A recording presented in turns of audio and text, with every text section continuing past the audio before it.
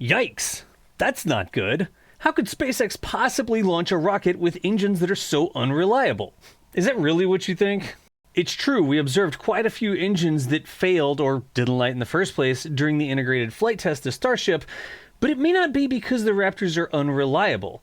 Let's explore what actually is going on there, and this time, I have a graph. This video is sponsored by Pixel Starships, because I'm still playing it.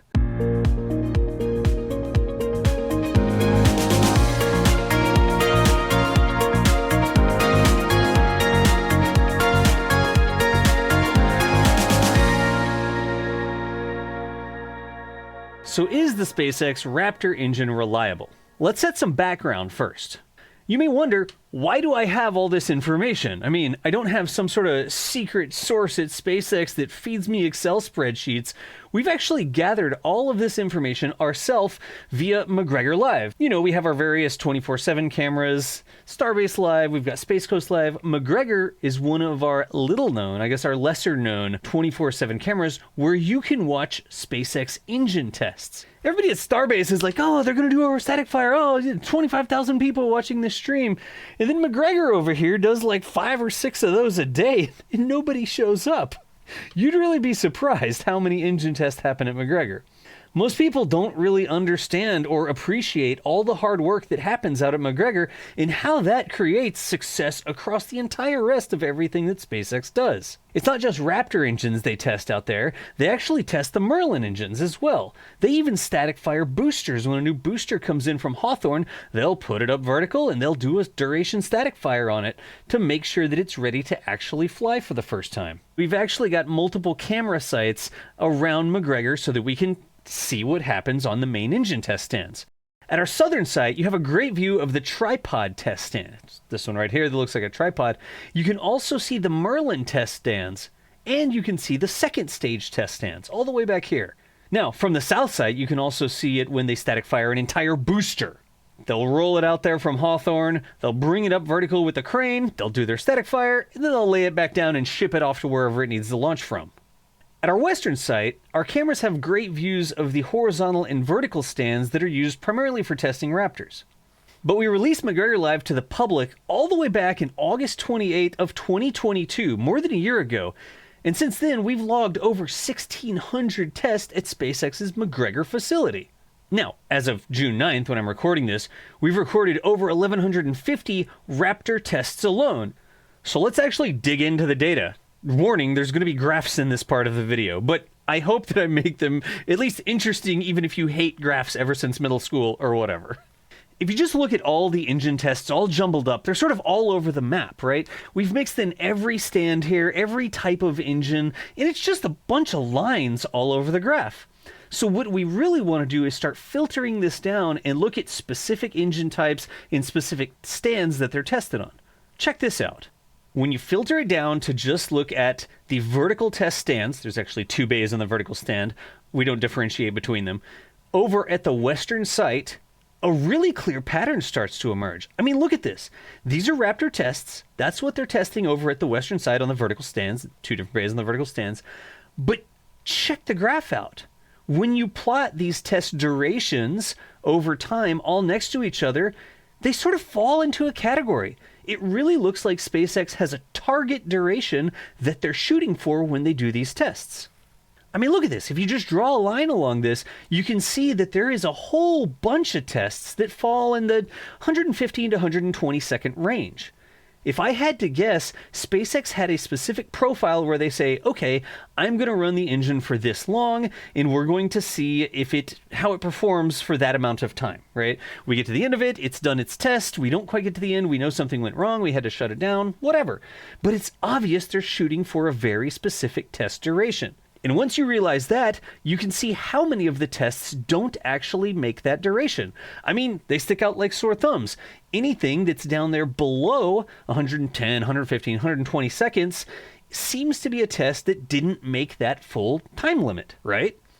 But look at this. It's not very many of the tests that don't make it.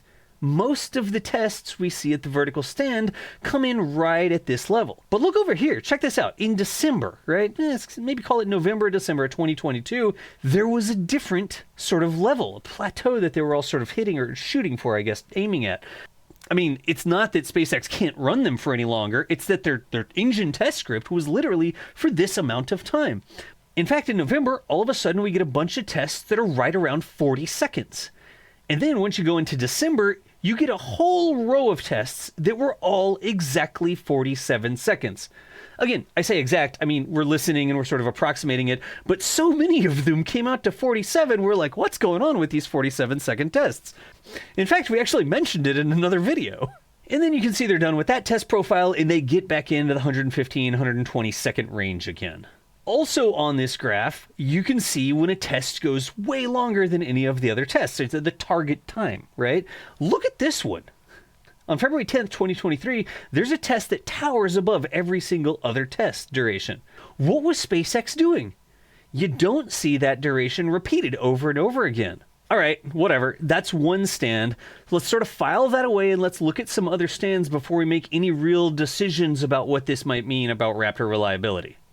Over on the other side of the west site, you've got the horizontal stands. There's two main Raptor bays there, and they fire both Raptor vacuum and Raptor sea levels on those stands. But filter down the duration graph, and once again, you see a ton of test firings in the 115 to 120 second range. It's obvious that that 2-minute range is something that SpaceX shoots for to get good information. And same story, when a test doesn't make it to the 2-minute mark, it sticks out like a sore thumb on the graph. You've got a bunch of very short durations that flamed out or whatever well before their target time.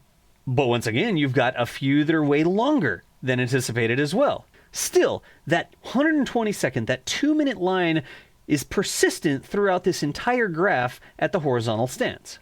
Now, here's a detail of some of the ways that we gather the tests. If we see sort of propellant or gases come out of the engine, but no flames happen, we say that that's a spin prime test. It may not always be technically a spin prime test, but we just sort of define it as we saw something come out, but it wasn't fire. We also see tests that have fire, but no real duration or thrust. We say that those are pre-burner tests. Again, they may not all be pre-burner tests because this is just the way that we're visually identifying them. But if we get a big burst of flame, but no actual thrust, all right, we mark that as a pre-burner. Just because you see shorter holes in the graph here, we don't know if SpaceX actually intended for those to be full duration tests. We've seen over at Starbase that sometimes they just need to do a spin prime test to test everything else in the system. We also know that sometimes they do pre-burner tests with no intention of actually running the engine for any amount of time. So, I don't actually know if we should filter those out or not because we don't have official information from SpaceX on what the test intention was. Were they going for a full duration test and it just didn't light? That may have happened to at least one of the engines on the integrated test flight down at Starbase. Now, on the flip side of that, there may be times where SpaceX is trying to do a test and something goes wrong before we can visually see it. We do hear sometimes the site clear warning klaxons and we see red blinking lights and we see all the trucks and stuff go away from a site, making it look like they're trying to do a test. But same story. We don't have an exact test schedule and we don't know the official results of the test. We're just going by what we can see. There's still interesting information we can get from that though.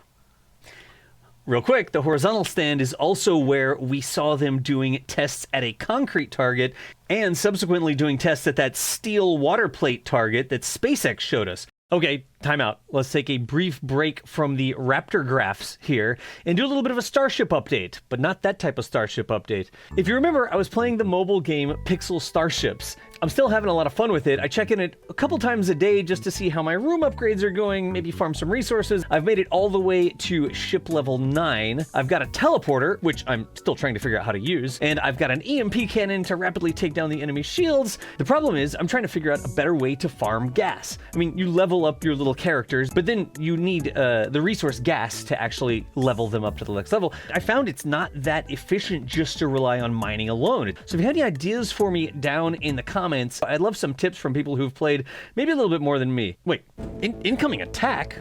What does that mean? First mate, pull alongside. We'll give him a broadside full of lasers. Shiver me timbers, it's gas! Seriously? Give me your gas, you scurvy dog, or I'll make you walk the space plank. Aim for the shields, boyos! We'll have his gas in no time. Suck missile, you space dog! I've fought corporate shuttles harder than you! Yarr, this bucket of rust has no business sailing the space seas! I be sending you to Davy Jones's space locker! Yarr!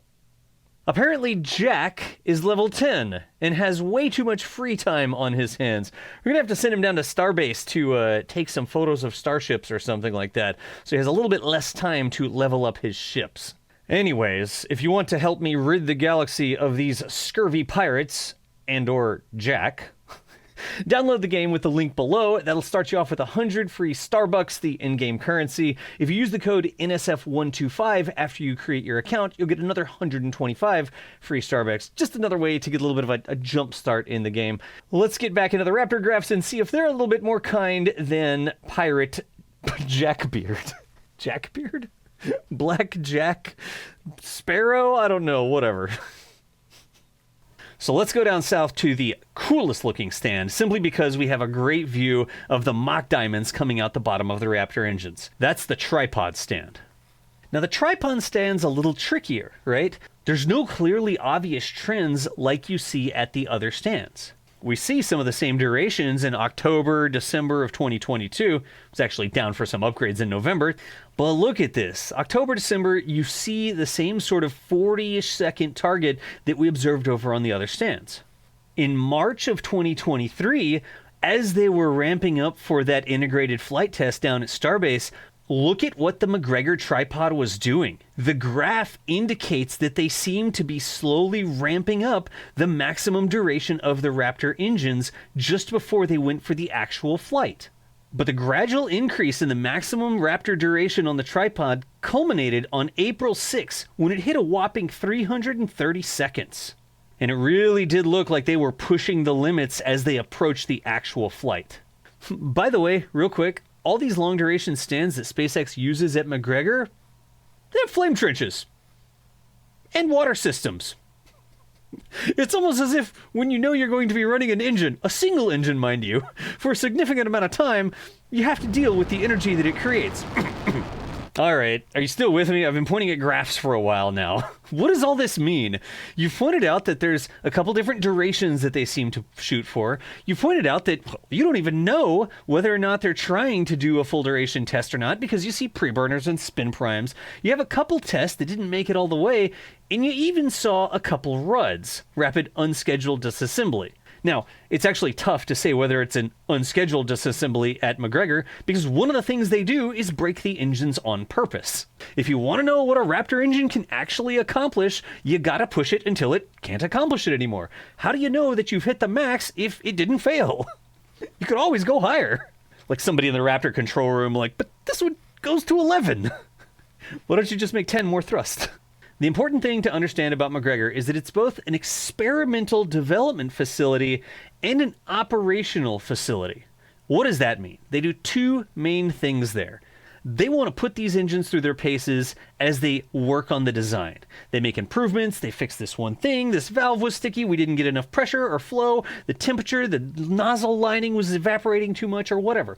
All the things that could go wrong in a rocket engine, McGregor handles it. Or at least they show the engineers back at Hawthorne what happens when they're allowed to actually put flames in their engine bells. So a lot of what you're going to see out there are engines intentionally being pushed to their limits. Just because you see a graph that shows that a test didn't make it to the target duration doesn't even mean that that Raptor was unreliable. It could very well mean that they were testing, I don't know, a new lining in a hose, or a new amount of pressure, or a new spin rate, or something like that, just to see if they can get even more performance out of the Raptor. So are those failures if it shut off too soon? Not necessarily. That actually could be a success as they try to build a better engine. And the same thing with the RUDs. If we see an actual explosion at McGregor, which quite frankly has only happened 9 times in 1,600 tests, of course, those are visible RUDs where we can see something has clearly gone wrong. It doesn't mean something didn't go wrong that we couldn't observe from a mile and change away. But it's their job to find those limits and problems and whatever else may happen. That's the experimental part of McGregor. But they also have an operational part.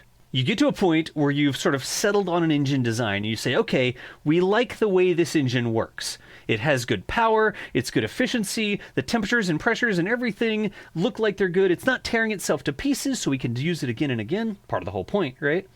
So at some point, McGregor needs to give an engine a stamp of approval so they can carry it down to Starbase and integrate it with a ship or a booster down there. So some of these fixed durations are most likely qualification testing. What's that mean? It just means that they want to prove that this engine right here is good to go. It's the same thing we see with the Falcon 9s in the second stages, where they're doing the static fire of a new booster before they ship it off to do missions. Same thing with the second stages. They fire those for a fixed duration and say, yep, that one looks good. It's good to go to orbit. That's me trying to stamp my stamp of approval on engines. I need like a stamp on my desk. That's not going to work. That's a Corellian Corvette that I needed a model to build in Kerbal. Whatever. Stamp approved. Anyways, that's where I think a lot of these fixed duration targets come in, where they say, all right, in order to say that this engine is qualified to actually go to space, it needs to run for this amount of time under these fixed conditions, and if it does that just fine, we'll inspect it afterwards, and if everything looks good, we'll ship it down to go to space. But there's a whole other layer to what they can do at McGregor just with the different engine stands. I mean, look! This one is literally called the horizontal stand, and this one is called the vertical stand. They don't just call them that because they're shaped differently. In this orientation, the engines are fired horizontally, and in this orientation, the engines are fired vertically. Now, why is that a big deal? The engine actually experiences different forces when it's in those various positions, right? Think about it. If you've got an engine that's horizontal, it's going to be easier to work on, it's easier to install on the stand, etc., etc., but there's gravity sort of pulling down on the bearings and shafts and things in this direction that a rocket normally wouldn't experience during takeoff. So if I had to guess, I'd say that they probably do a lot of their experimental pushing the limits on the horizontal stands. Then when you get over to the vertical stand, you've actually got an engine that's in the same orientation, relative to gravity of the Earth, that it would be when it's installed on the rocket ready to fly. And after it takes off, it starts to go up, and it's still sort of like in this position. And the same thing with the tripod. The tripod has a lot more space underneath it, and it's a little difficult to get the engines up there. They have an elevator they can carry them up and down with, but sometimes the elevator's not working, and we see them carry an engine up with a crane. I'm actually not sure why this one was painted red. But the important thing to remember is that they're simulating all these different things in a controlled environment as much as they can, since the engines aren't actually flying through space. Another thing that's different about McGregor is that they're firing one engine at a time. Actually not true. Sometimes they show off and they fire multiple stands at the same time, but it's not 9 or 33 or 6 or 3 engines all installed on the same rocket. They're on different stands. And that's very important because a critical thing to the entire rocket system is that an engine tested in a controlled environment is not going to put any payload into space. Like I said before, at some point you've got to strap all the engines onto the booster with the tanks, with the pumps, and everything else that's going to make a rocket that can actually deliver your payloads. I mean, when you're in that environment, take Super Heavy for example, and you've got 33 engines all stuffed in there next to each other, it's possible that something happening with one engine could affect the others. We talked about that in depth in the other videos, but just know that it's different when the engines are all working together. That sort of data is the type you can only get if you're actually flying the rocket in an integrated test flight, which we're all looking forward to see happening again. 2 weeks, right, Elon? So anyways, you've got to understand that the SpaceX Raptor engine is designed for rapid reusability. It's not just you make the engine work once and then you get to throw it in the ocean. It's actually how Jeff gets a hold of your engines. The Raptors also aren't reusable like space shuttle engines were reusable. Remember all the refurbishment and all the work they had to do in between shuttle flights just to get them ready to fly again? That's not going to work if they want to refly a Starship even within a couple days, honestly. And it's nothing like the SRBs from the space shuttle. I mean, if you remember, the SRBs on the shuttle would parachute down into the ocean, some ships would go out there and get them and tow them back into port, and then they would, I don't know, do something with them, fill them with propellant again, and then fly them again. Not the same as the Raptor engine. So the rapid reliability of the Raptor engine is what's required to truly move humanity into space, as opposed to just going there and visiting. Say that 10 times fast. So to sum all this up, sure, we've logged a ton of tests out at McGregor, over a year's experience watching Raptors fire. That's awesome for us because we get to see tons of engine tests, but it's also awesome for SpaceX because they get data from a lot of engine tests. Now, yes, we've seen engines that don't light. Yes, we've seen engines that don't make it to what seems to be the target duration. Yes, we've seen engines, again, only 9 of them, actually explode in a fiery manner. But look at all the times in the graph that Raptor engine hits the target. It's clear that the folks that are designing this engine and the folks that are testing this engine out at McGregor know a thing or two about rocket engines. Because they have that dual ability of pushing the limits with the engines, but also certifying engines that are good to go for flight, I think it's pretty likely that the engines that they had on Starship were ready to fly that day. Not just because somebody thought they were, but because they were proven to be ready out at McGregor. And the most likely explanation for the difficulties that we observed on the integrated flight test wasn't a problem with the Raptor engine itself, but the fact that this was the first time the Raptors were tested in this exact environment, not just on a stand, not just a short duration static fire, next to a bunch of other engines plumbed into the rest of the rocket. So I expect we'll continue to see them to push the limits on the Raptors out at McGregor, while they continue to supply a steady stream of lockdown, certified, ready-to-go engines of a specific design and capability down to Starbase. At the end of the day, you can't claim that Raptors are unreliable just because you saw a couple of them not light or give out the first time they flew. It's going to take at least tens, if not 100 Starship flights with 33 or more engines each, that's just the booster, before you really get enough experimental data about them operating in that environment. The good news is, we get to watch all those flights, and I'm here for it. And like I said, you can watch the engine tests as well. If you go to nsf.live/McGregor, or just click on our channel on McGregor Live, you can see we try to make it easy for you to see the tests. Over the course of the day, there's on average this many seconds of engine tests, and you can't just sit there all day long and then get jump scared by a sudden test coming out of your speakers because you forgot the tab open. So if you go to McGregor Live, you can actually look in the upper left-hand corner, and we have a running log of the tests. And it's not just the time of the test. This number over here on the end, that actually shows you how far back you should scroll YouTube right now so you can see the test. Simple. You don't have to sit there all day. You can just check in every now and then and catch up on the tests. It's a really nice ambient environment out there until you get a Raptor jump scare. Now, we've also got a cool feature on here where we can show the audio levels. They're not calibrated to a certain decibel level or anything like that, but this graph sometimes shows you when they're very obviously throttling the engines. You can see it go up towards the peak, then you can see it come back down again as they throttle down, then you see it throttle up again, then you see it go back down. We call it the icebergs sometimes. They look like icebergs marching across McGregor Live.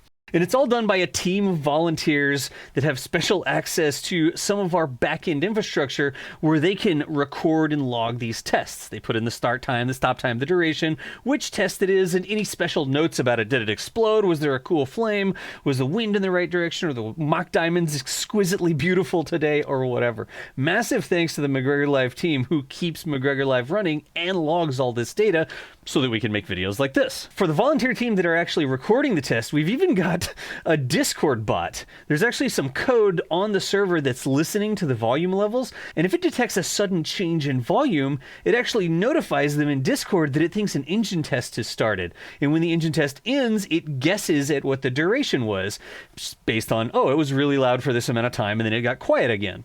Now, we don't actually use that automated engine test detection bot to log the tests. Every one of the over 1,600 tests are logged by a human being who looks at the video and says, okay, that's when the test started. I can hear it. That's when I stopped hearing it. And so this is the duration of the test. Now, that also means that some of the data we log isn't exact. We're not like plugged into engine telemetry and we know that it started at this many milliseconds and it ran for this many milliseconds or whatever. Since we're listening to the audio and looking at the video, sometimes there's synchronization issues and stuff like that. So all of our information is approximate at best. But it's good enough to actually determine some trends in how the Raptors behave when they're fired out at McGregor. Hey, real quick, if you actually want to help us as part of the volunteer team log engine tests on McGregor Live, look down in the comments. There's some information on how you can apply to be part of our team.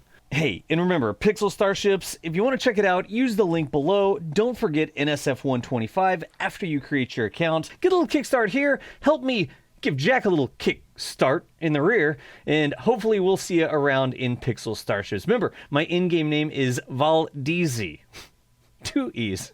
if you want to send me a friend request and let me know how you're doing. Fools! Waiting on Starship just means I have more time to level up! Yo ho, and blow the airlock. Don't use that, that's awful. Yarr! Anyways, as usual, if you learned something, if you think I got something wrong, tell me down in the comments. We'll keep making these videos as long as y'all keep showing up and telling us that you enjoyed them or learned something from them. Maybe you were a little entertained during the process. Did you actually watch a video with graphs in it? On purpose? Anyway, you're a part of it. We appreciate you, as always. I'm John Galloway for NSF, and we'll see you nerds later.